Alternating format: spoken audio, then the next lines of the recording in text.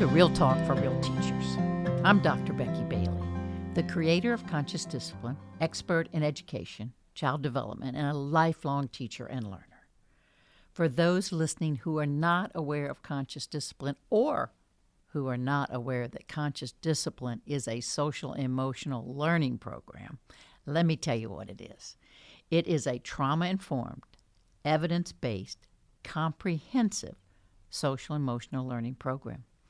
Based in neuroscience, Conscious Discipline holistically integrates social emotional learning with discipline and school climate to create an optimal learning environment for both adults and children. So today we're going to continue with the last podcast, at least for now, of this different nature. As if you've listened to the last ones, you know that during the summer we have a Conscious Discipline Institute. We call that CD1. And then later we have Conscious Discipline Advanced Institute. That happens usually in February. We call that CD2. And that only allows a very small people, 48 people, and you actually apply to come to that. So these people who come give a 10-minute presentation, and we've been taking pieces of their presentations. Well, actually, we're giving pieces of the 10-minute presentation to share with all you listeners because it was so powerful for us to hear it live during the time of the Institute.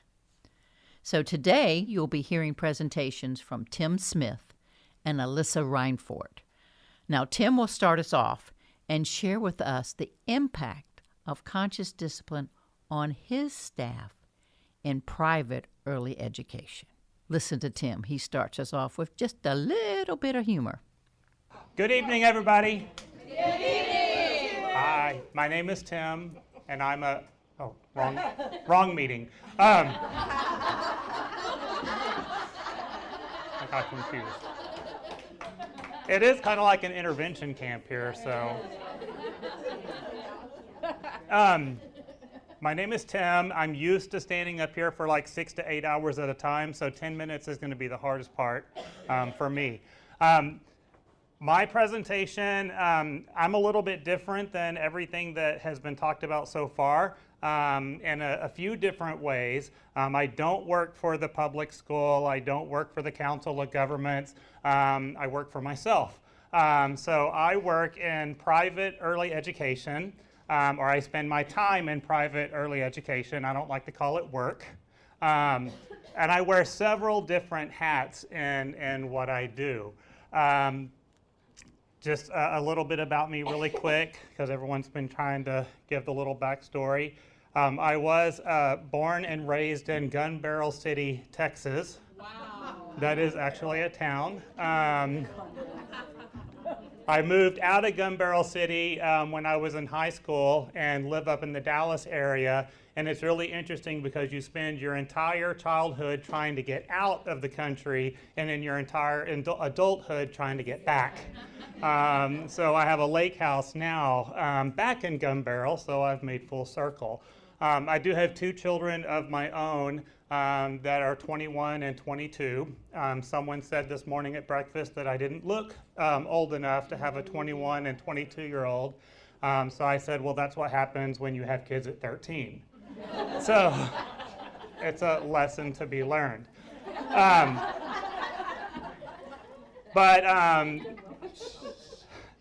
at the end of high school, I started working in after-school programs and continued doing that through college.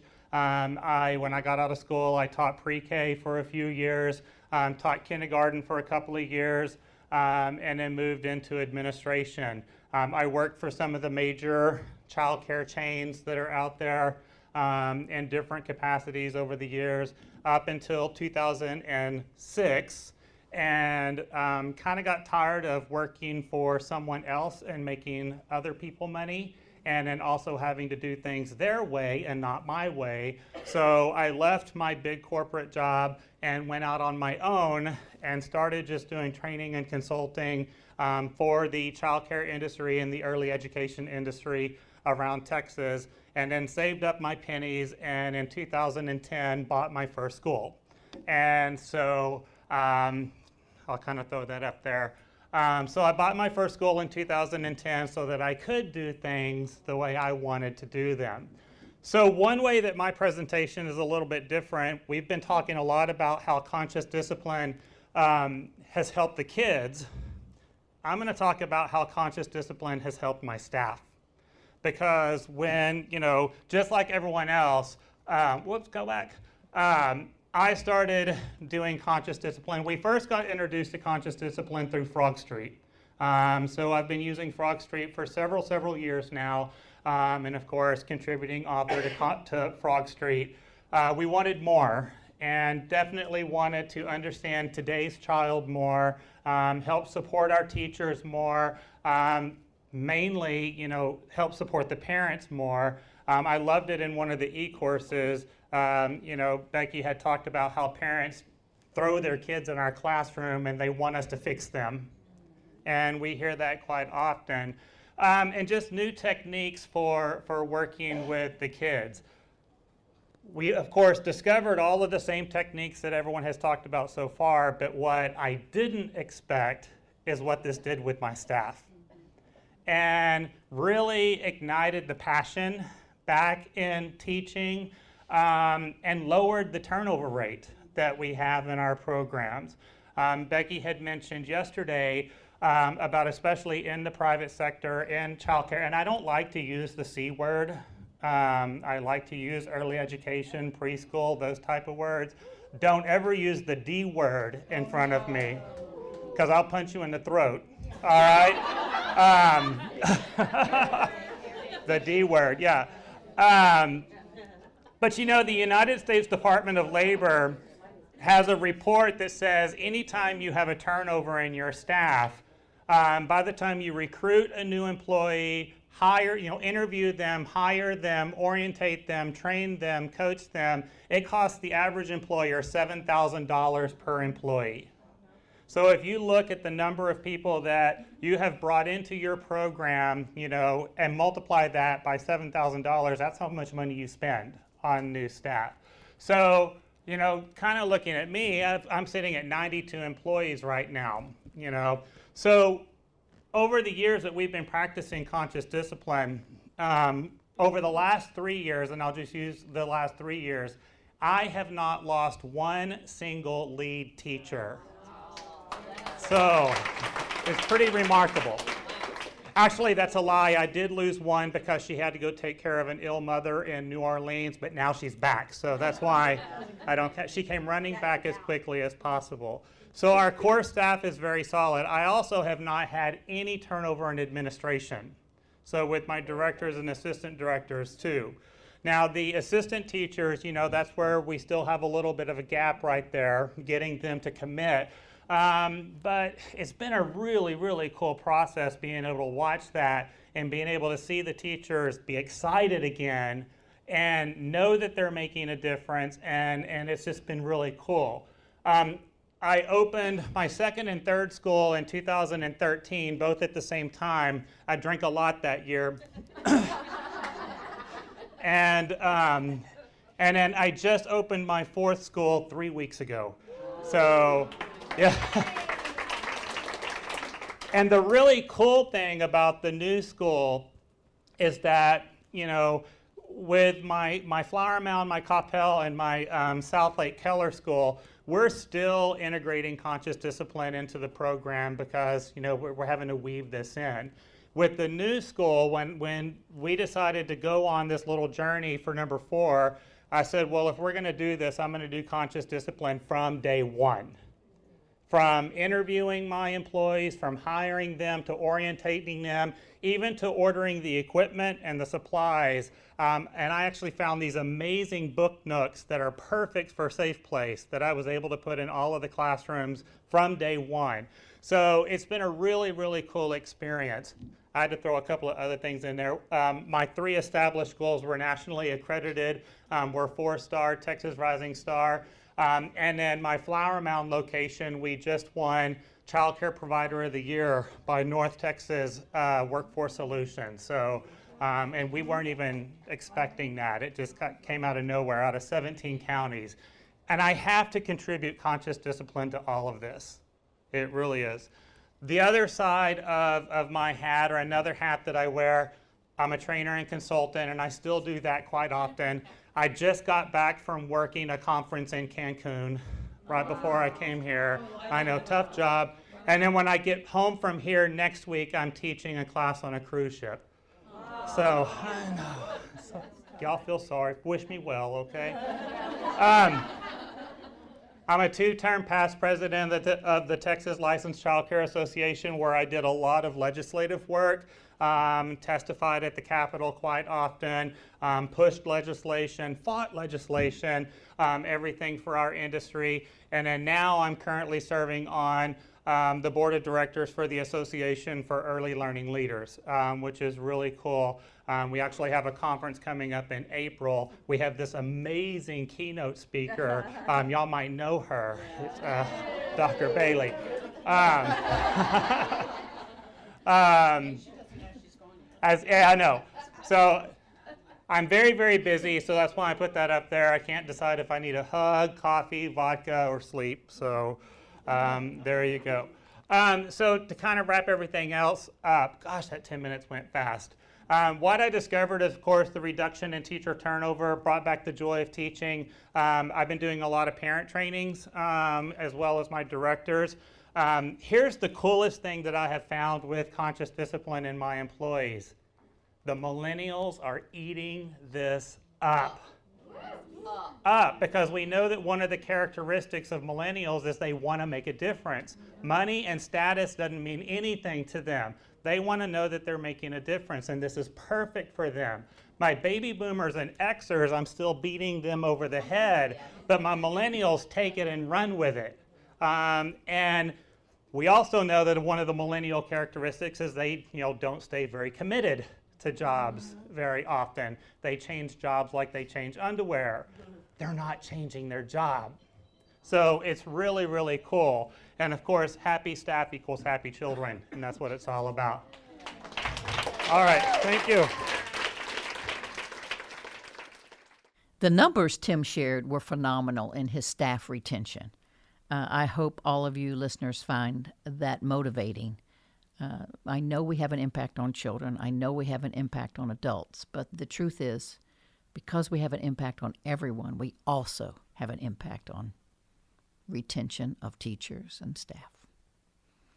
Now we shift, and just for those who've been to one of our institutes, I'm going to have to say, shift to Alysia Rhinefort. And Alysia, take it away. Good evening. My name is Alysia Rhinefort. I am the outreach specialist for our local childcare resource and referral agency in Southwest Indiana. We cover 14 counties in that area. So my journey with conscious discipline started earlier last year. We had a new director that came in and started mentioning it. She had been through previous trainings. So there was a staff of 4 of us that went to Conscious Discipline CD1 in Columbia, Missouri at the satellite location last June, end of June. So we left there and all of us were just, what do we do now? How do we start all of this? Because there's so much information. So obviously, not only does it start with myself, but in our home. So I have an 8-year-old son. And I'm just going to let him tell you a little bit about what he thinks of conscious discipline. What do you like about conscious discipline? The chart. What does the chart do? Makes my day run smoother and better. And what else do you like? Taking a deep breath before I get frustrated. How does that make you feel?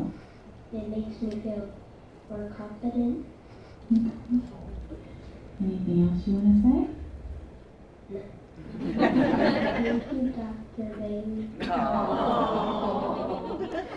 So a little bit about him. 3rd grade this year. It's been a rough transition, rough year. So for him to say confidence is awesome. So a little bit about that. So the chart we're just implementing at home, and I was stressing visual routine. Yes, we need that. but this is all we're doing is Post-it notes on the pantry, and he is loving it. Is this not rough? But he's loving it, and it's giving him, he came up with the list and just that ownership of done. So from there, we rolled it out to our staff at our agency. We're doing the e-course with them this whole entire year. We're doing some family and provider trainings. But in addition to that, I just want to let you guys know the list of opportunities that we have coming up this year.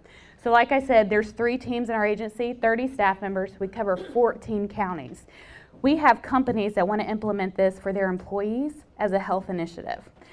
We have some prison systems in our very rural areas that want us to come in and work with their inmates. We have a judge that is mandating this for his families to come through conscious discipline. We have DCS that is wanting to provide hours for their foster parents. And not only that, but it's going to be an awesome way to recruit additional foster families. We have such a need in our area for more foster parents. So that is a huge asset.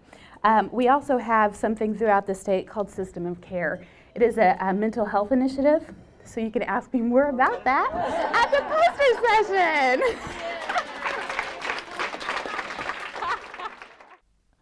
Powerful is not a strong enough word, I think, to express what we just heard from Alysia in her community and what she's started or lighting the fire and motivating others to do.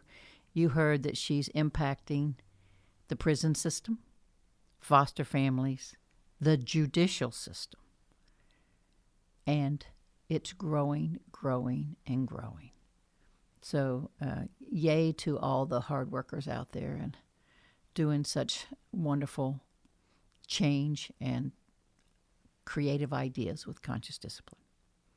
So what's Becky up to? Well, some of you might have seen the Be the Best You Can Be series. It's one I did when I weighed a lot less and was a lot younger, and my hair looked slightly different. Not much, because I don't move my hair too much. But I'm going to redo it. So this fall, I'm going to get a group of people. We're going to do it a little bit of an upgrade. Instead of me just doing it straight to a camera, I'm going to be doing the Be the Best You Can Be. Now, what is that? That's about the powers in conscious discipline. Sometimes they get shoved to the side. Those are the ones that keep us in the higher centers of our brain. Those are the 7 powers that can create a more peaceful, compassionate, wisdom-filled, problem-solving life. They're the ones that help me when the world doesn't go my way, and I hope you'll find it very helpful. So they'll be done, so keep an eye out for those. But I'm getting ready as I start very early to prepare for these things. So what are we celebrating? As you heard, both Tim and Alysia work in early education. So it's only fitting that we're celebrating that we have a new I Love You Ritual changing table poster set. So it's something we can do when we are changing the diapers in our programs, and we can put up the poster set so that the children have a choice of what interaction they would like. There's removable little pieces so they can kiss and hug. And guess what? They're deeply washable and germ resistant as much as you want to Lysol them to death. So I'm loving this, that we're adding more connection into all areas of school, and certainly if you work in early ed, all areas of life. So with all that, it's been a beautiful time together. Until next time, I wish you well. For more episodes of Real Talk with Real Teachers by Dr. Becky Bailey, visit consciousdiscipline.com/podcasts. You can also subscribe to this podcast on iTunes, Stitcher, or your favorite podcast app.